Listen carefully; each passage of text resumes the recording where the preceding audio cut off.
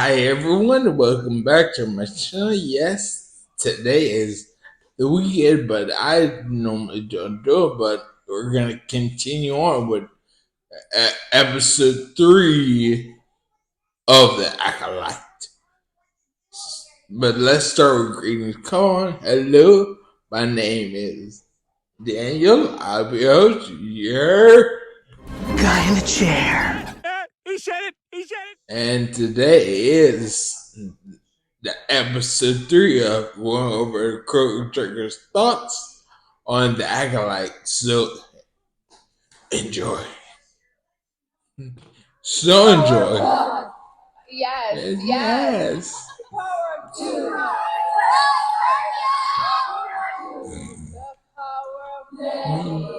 Oh.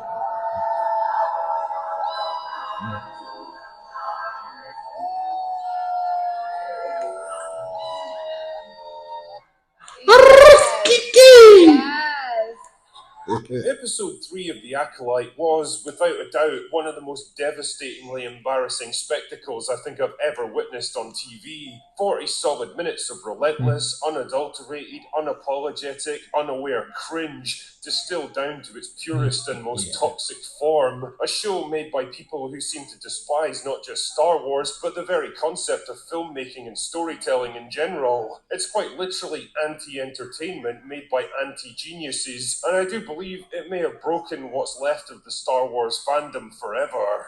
Anyway, there's an extra large bottle of toilet duck with my name on it, so let's get this over with as quickly as possible. The episode begins 16 years before the main events of the show, on the peaceful planet of whatever stupid name the writers concocted this time. And we get to see strong female character and strong female antagonist when they were still little kids. I know this because of the subtle visual cues, like them still having the exact same hairstyle they'll have 16 years later. Because as we all know, everyone chooses to stay exactly the same forever. Anyway, strong female character and strong female antagonist live with their two mums in a coven of communist lesbian space witches that have chosen to isolate themselves from the rest of the Republic because the galaxy doesn't tolerate women like them. Oh my goodness, I wonder what that could possibly be a reference to. The writing is so subtle on this show, you see, I just can't make out what they're driving at. Also, this is just a crazy thought on my part, but if you really want to remain hidden from the rest of the galaxy, maybe don't build your communist lesbian space witch community in a gigantic fortress on top of a mountain that's so big it can probably get seen from space.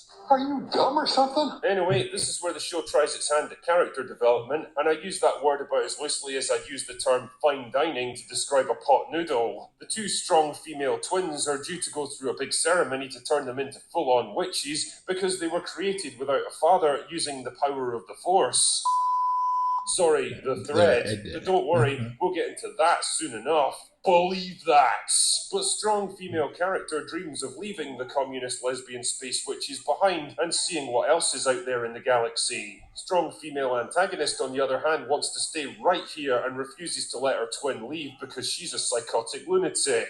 I wonder if this is going to have repercussions later. So it's time for us to meet their mums. Strong female character number 4 and strong female character number 5, each of whom have slightly different perspectives on how to raise their strong female twins. Strong female character number 5 believes in discipline, caution, and suspicion of outsiders, while strong female character number 4 is more indulgent and free-thinking. And apparently she gets the last word on how they're raised because she created them with the power of the threads. I carried them.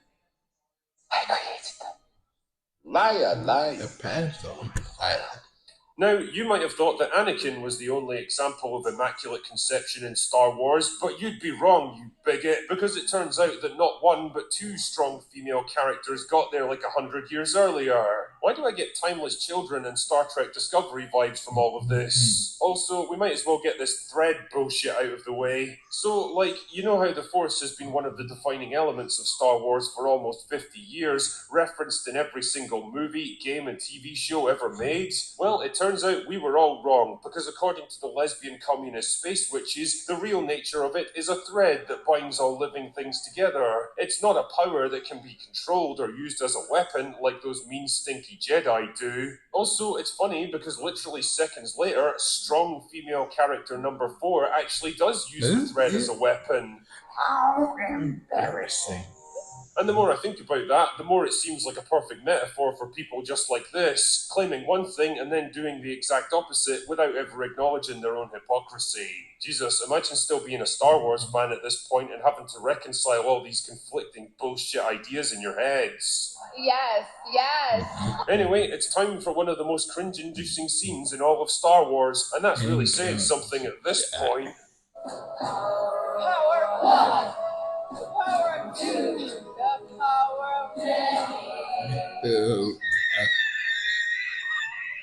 When I saw this, I actually had to pause the playback, walk away, and really just let it sink in. This is a thing that actually got made. Real functioning adults wrote, performed, edited, and scored this, and at no point in the process did anyone raise their hands and say, I think this might be a bad idea, guys. This is exactly what happens when you take people who consider this to be thought-provoking art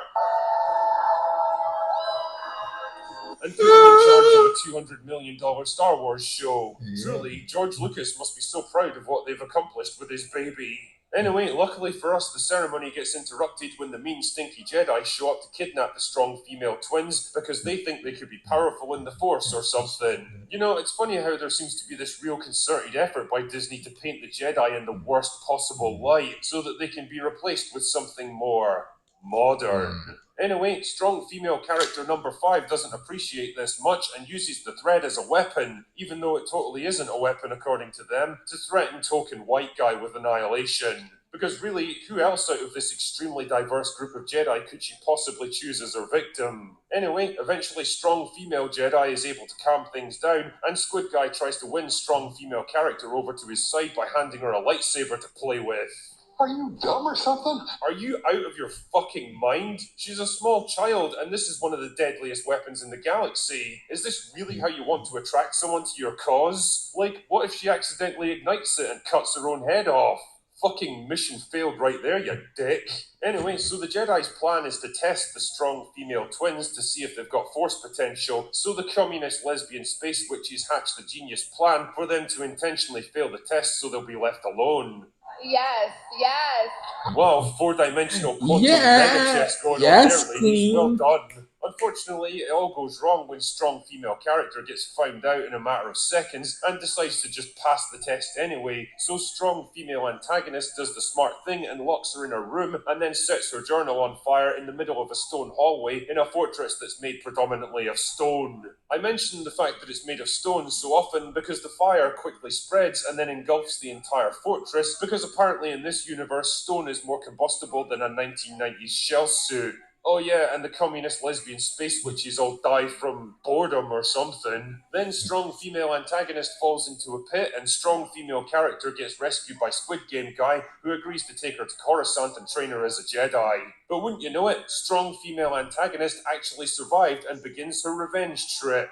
Well, who could have predicted that when we totally know that she's alive 16 years later? You know, reviewing this episode is kind of an exercise in futility at this point, because really, what is the point anymore in complaining about nonsensical and contradictory writing, the horrendous cinematography, the wooden acting, and the terrible dialogue? Those things are all par for the course in The Acolyte. You almost expect it now. The bigger problem now is that it's honestly difficult to feel much of anything for The Acolyte or Star Wars in general, because I think this show is proof, if you ever needed it, that this is just how things are going to be now. Star Wars isn't going to be saved by anyone. It's not going to go back to the way it was, and it's not going to improve in any meaningful way because there's no one left with the will or the talent to do it.